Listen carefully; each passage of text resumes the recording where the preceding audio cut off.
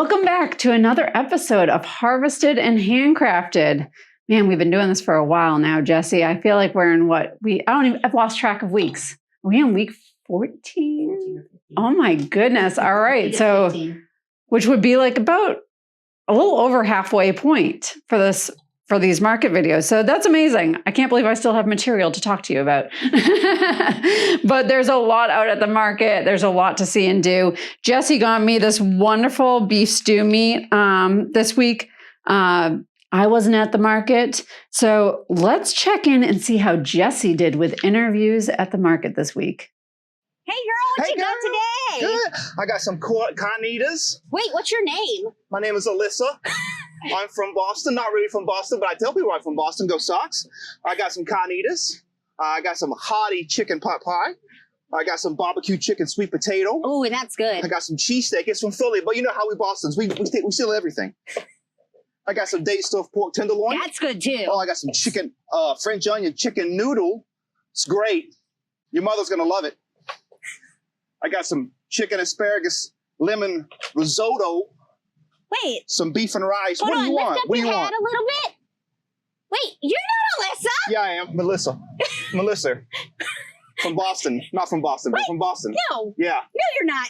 I'm going to do the show today. So I'm here with Southern Ponderosa because, of course, I need some meat. And Alyssa isn't here today. And her husband is pretending to be her. Oh, but okay. I got Did he do a good job? Yes, I got fooled for a second. Okay. All right. Yeah, right? Okay, I need some kind of meat. We've used bison several times, and I just help me. Okay, so instead of bison, then why don't we try something new? Let's go with beef. And do you know what you want to cook? Or No, are you... she's just said pick something and she'll work around it. Okay. She is a good cook, so Yeah. let's do some stew meat. That way, she can make a whole bunch of different variety of things. Okay. And she's got a wide opportunity for cooking. And you can use a lot of veggies. So Yeah, exactly. Lots of veggies. So Good you can go choice. ahead and go around the market and use lots of people Okay. and meet lots of our vendors. sounds good. Thank you. Thank you. All right. So now, Jesse, you did a fantastic job. You don't have a mic on right now. She is behind the camera. She did fantastic. Yes. Give it up for Jesse. Golf clap. And for your husband. Or the new age clap. Isn't that the new age clap? Yeah. All right. So we are going to make some beef stroganoff. We were at the Annie show. My daughter performed in. I was about to point to my shirt because I've been wearing the Annie shirt a lot. But no, today I am wearing my meat shirt. I've got a little chicken, a sheep, a pig, and a beef or a cow, and it's all the different cuts of meat. Isn't that amazing? So the beef stew meat that we're going to be using, it's a mixture of the cow. It can come from all different areas. It's usually just some scrap meat, basically, from different sections of the cow. But chuck and round is a majority of what you will find when you go to the beef stew meat. Fun fact. All right. So we are going to cut some onions, and then we are going to cut some of that beef stew meat, and then we're going to start cooking. So I've got this fancy crock pot that browns and slow cooks, and it does all kinds of things. It is a crock pot. I will not be using it to slow cook. I really use it as more of a flat top. And yeah, so that's it. All right, so as that's cooking or heating up, let's cut some onions. If you remember the last time I showed you how to cut onions, we are going to go 3/4 of the way down the onion. Don't cut all the way through. And then we are going to cut sideways. Again, not cutting all the way through, just 3/4 of the way. And then we dice it all the way through for those uniform dice marks. See, and that's so pretty. All right, we already have some garlic minced up. So that will be the start of our sauteing after we saute our beef. Let's cut it into this beef. All right, so Callie's beef comes in little like square, rectangular type shapes. And it is fine. You can actually do beef stroganoff with these chunks of beef, but I am going to slice them for in your mouth. One bite. Yes, I'm saying that right. Okay. So when you cut beef, I'm sure you've heard this, you want to cut against the grain. So let's see if this camera can kind of zoom in. But you'll see these lines on the beef. These are the muscle fibers.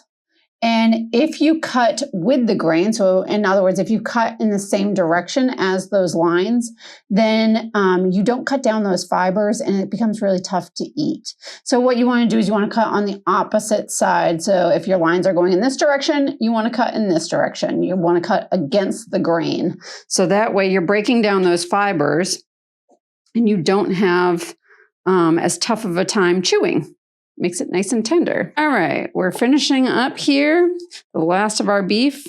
We're going to saute this beef, and I got some olive oil still left over from the last time I bought olive oil from Low Country Olive Oil. It's that summertime blend, so it's got a little bit of heat to the back of it, and I think that will add another layer of flavor. So let's get some olive oil in here. All right, we're going to give this a second to just heat up the olive oil. So we have completed this ingredient. We're going to go ahead and cook that steak. Oh, I love the sound of a sizzle. You want to make sure it's kind of like a flat layer of steak so that it all evenly cooks. And while we're waiting for this, I realized I still have to cut my mushrooms. So I'm going to go clean my cutting board real quick while that all sizzles away. Something I was trying to avoid and didn't. We are here with Melissa from the Crafty M, and she has this beautiful tent full of all kinds of tea towels and bowls. I mean, they're bowls, Well, but like I put bread in it. I wouldn't put like food in it. Well, they're called sweet cotton baskets. They're made out of cotton rope. I make the basket, do the embroidery in the center, and then cover the back in a coordinating fabric. So it's something different. They make wonderful gifts. Look at how pretty they are. Look at the little palm tree. I love it. They're so pretty. They make beautiful gifts. Yes, absolutely. Put a little, especially if you're doing like a little low country basket for a friend. Mm-hmm. Absolutely. Cute. And then you got tea towels. Yep. These are all machine embroidered, and they are very good towels. They're very absorbent, and you can wash and dry them just like normal. So, but they're cute. We need a harvested and handcrafted tea towel. And then behind us, we have some earrings. Yeah, the earrings are also machine embroidered. It's a really cool process where I use a water-soluble fabric, and I machine embroider on the fabric these designs, and then I put it in water, and the fabric disappears, and the earrings are left. Oh, we need to take a video someday of just the process. That sounds fascinating. But they're very lightweight, and once you start wearing them, you don't want to wear anything else. I love this. And then what is, a mystery bag. Everybody likes a mystery bag, especially this generation coming up. Yes. They love a mystery bag. Well, I've been doing this for quite a number of years, and I change all of my designs every season. So I have a lot of backstock. So my daughter came up with this idea where I put 4 towels that have at one time hung on this wall, and they're in here, and we're giving them away for $20 each, and it's a mystery. That is actually really fun. Yeah, I wouldn't mind getting one of these towels or one of these mystery baskets for the kitchen. Yeah. Fantastic. Tell me, what is your why? Why did you create this business? I have been sewing since I was about 6 years old. My aunt was a home economics teacher, and she taught me how to sew, as well as my mother. And I've always been a crafty person. I got the amazing opportunity to retire about 5 years ago, and I knew that I wanted to do something like this, and we worked it out, and we built a house that has a loft so I can put all my things up there. And this is my wonderful retirement job that I've always wanted. Well, this is a brilliant place to spend your Saturdays in Absolutely. retirement, right here in the sunshine of Summerville, South Carolina. It's beautiful, and we love the farmers market. It's a family. Amen to that. 100%. We take care of each other. Yes, we do. Thank you so much, Melissa, for Thank you. giving us your time. And you have beautiful products that not only am I interested in right this second, but definitely during Christmas time as well, which is right around the corner. Yes, it is. Everybody needs to start thinking about that. Yes. We're going to cook that just a little bit long because we are going to add it back into our pot in a minute. So we're just going to cook that for a little bit longer, and then we're going to remove it. Okay. So now that we have removed this, we will add our onions in.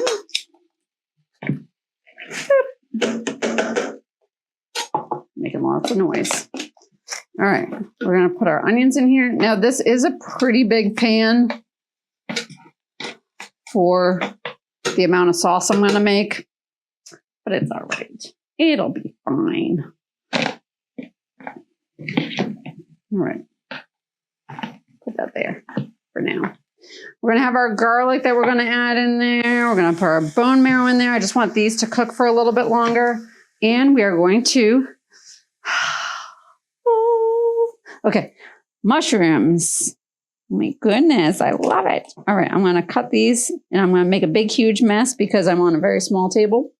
Oh my goodness. So he said that these will harvest about 3 more times. So as I'm cutting them now, as long as I keep on spritzing them with some water every morning and leaving them in my house, it will have about 3 more harvests to it. I don't think we ever asked that question. So food doesn't typically last very long at my house. So if I was to make beef stroganoff for my business, which I do, yes, you're getting a secret recipe right now that I sell at the market. So this never happens. You're welcome. I will use this whole entire thing for one recipe. So this would not last in my house very long. So I usually never ask the question of how long will it last. I'm losing a little bit of my oil because I have a large surface that I'm cutting on. I'm not cutting in a small, or I'm not cooking in a small saute pan. So I'm losing a little bit of my oil. So this is the point where I'm going to start adding in that bone marrow butter. Probably cutting right through the box, but that's okay.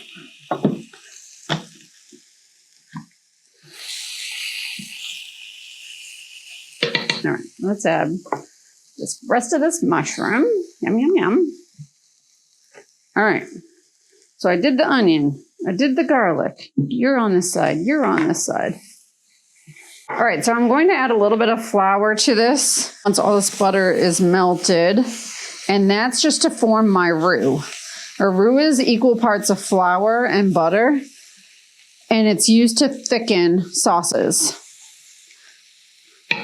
especially if they're cream-based sauces. Now, if I was just thickening a stock, I would use a slurry, which is cornstarch and water. But for things that have cream in them, we typically use a roux, which is flour and butter. So I'm just... All right, so as you can tell, the flour has absorbed most of that butter. Now, usually I would have this portioned out. So it would be like 4 tablespoons of butter to 4 tablespoons of flour. But I've done roux so much that I just kind of eyeball it. All right. So then we're going to add in our beef stock. Again, you can make your own beef stock from Callie's bones that she has at the market. I'm going to stir this all in. So this is about a cup of beef stock to 1 pound of this beef that we're going to be using. And then it's going to be about another 3/4 of heavy cream. So you're basically using 2 cups of liquid to 1 pound of steak.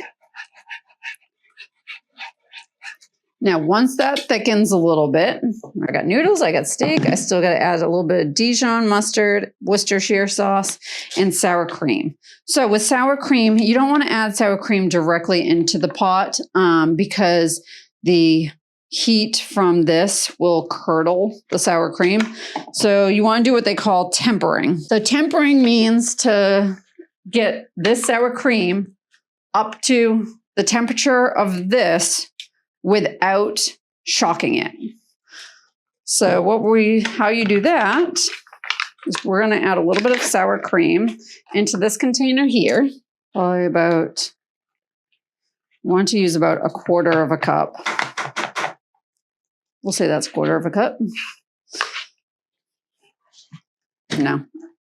All right. And then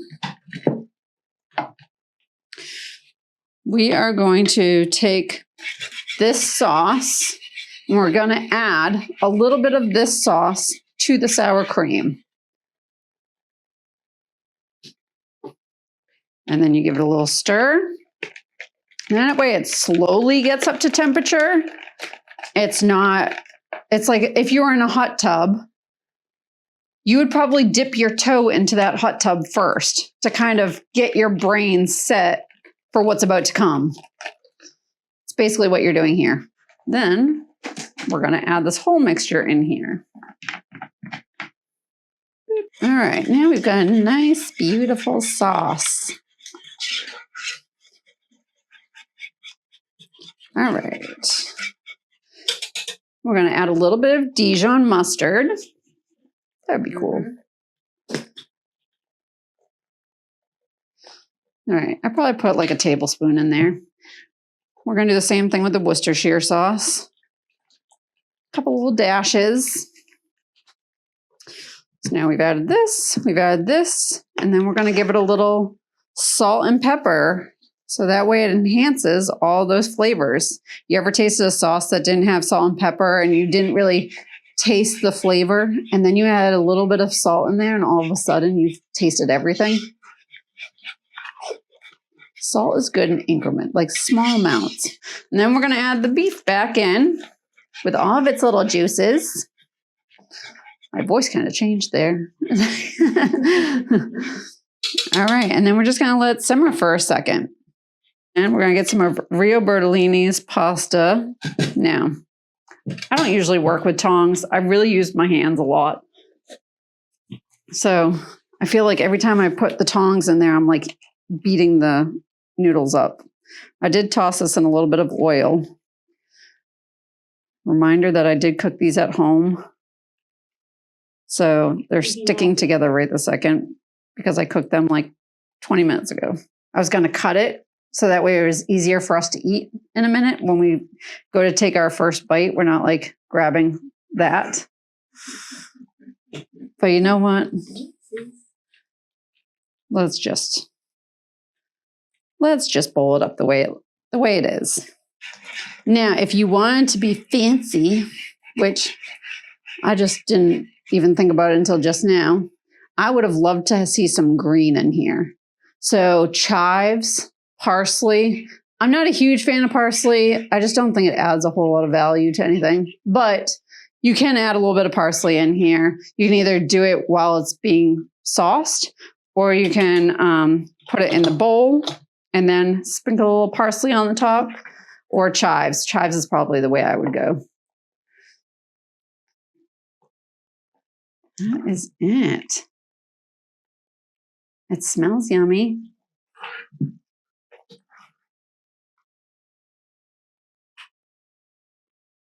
Yum, yum, yum, yum, yum. All right, so this one recipe has made these 3 bowls. And honestly, you could probably get another 2 bowls out of this. So this is enough to feed about 5 people, unless your husband will eat like 2 of these bowls in one sitting. It all depends on what your family eats. But there you go. I've got my taste tester here. All right, Jessie. Okay. Let's see what you think. Are you taking the noodles too? Yes. All right. This is actually a meal that you make that I have not tried yet. Okay. I don't know if it's just not, I don't know that you have it that day or what, but I did not know you made this. It is a fairly new thing as of this year. Don't get it on your pretty dress. It's okay. Do you need a napkin? A bib? There it goes. All right.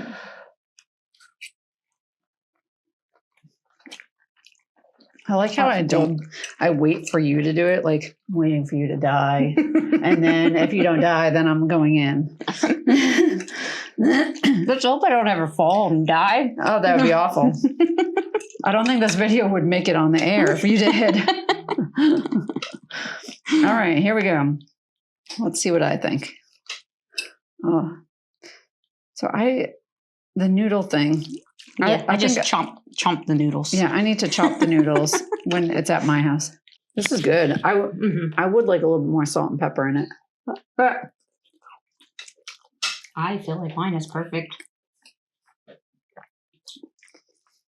the mushrooms are perfect. The beef, not tough because I cut it against the grain.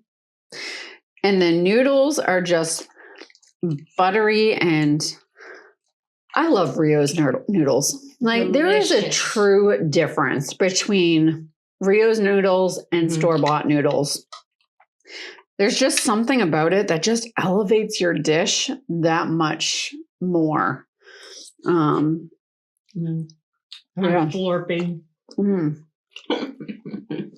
All right. So next time you have family over, friends over, you can make this dish for a crowd.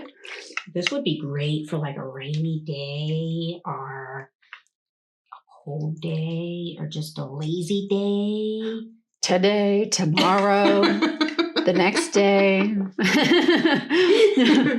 And when you have your friends and family over for this, you can make this your centerpiece. Exactly. And it would be a showstopper. Everybody, it's a conversation piece. People will be like, what is in the middle of your table? And you'll be like, let me tell you all about my mushrooms. Yes. All right, guys, we are too busy eating. Honestly, I don't even know how to end this except for the fact that I just want to put more of this in my mouth. So catch you later. Bye, guys.